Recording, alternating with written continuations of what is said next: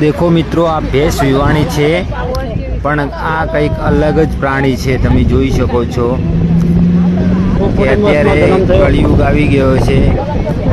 तो दर्शक मित्रों तमे આગળ વિડિયો જોયો હશે ભાઈ, જ્યાં ભેંસે એવા પાડીને જન્મ આપ્યો ભાઈ કે જેને જોઈને ગામના લોકો એવું સમજ્યા ભાઈ કે આ કોઈ રાક્ષસ હશે ભાઈ।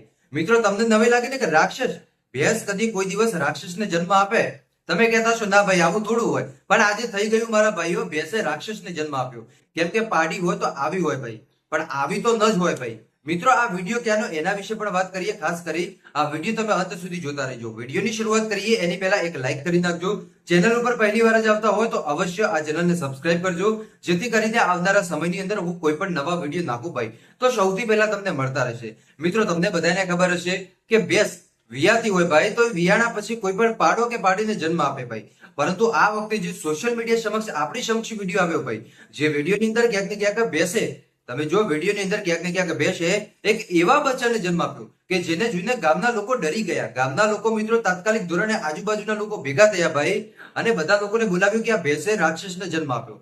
જ્યારે આખા ગામમાં આવી વાતો ફેલાઈ ગઈ ભાઈ કે કોઈ ભેંસે રાક્ષસને જન્મ આપ્યો ભાઈ, તો આજુબાજુના લોકો દોડી આવ્યા ભાઈ અને તરત જ મારા ભાઈઓ ક્યાંક ને ક્યાંક એ ભેંસના પાડાની સારવાર કરવામાં આવી। મિત્રો ડોક્ટર આવ્યા, ડોક્ટરે પણ એવું કીધું ભાઈ કે આ ભેંસના જે બચ્ચું હતું એનો વિકાસ નથી થયો ભાઈ।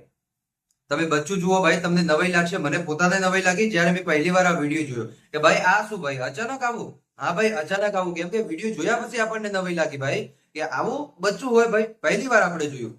તો આ ભેંસનું બચ્ચું હતું ભાઈ। એટલા માટે જ કહેવાય છે ને કે ભેંસ તમે રાખો તો એને પૂરતા પ્રમાણમાં પોષક તત્વો આપો ભાઈ। જો તમારી ઘરે વધારે ગાય ભેંસો હોય તો તમે એને ન પાડી શકો ભાઈ, એને જેટલા પોષક તત્વો મળવા જોઈએ પોષક તત્વો એને નથી મળતા ભાઈ, જેના કારણે ક્યાંક ને ક્યાંક આવા બચ્ચાનો જન્મ થાય, ખૂબ પોષણ આવા બચ્ચાનો જન્મ થાય। બસ આજ માટે આપણે આટલું રાખીએ, બાકી મળીશું આપણે નવા વિડીયોમાં નવા ટોપિક સાથે। ત્યાં સુધી બધાને જય માતાજી, જય દ્વારકાધીશ। આગળ પણ આવનાર સપોર્ટ કરતા રહેજો। ધન્યવાદ।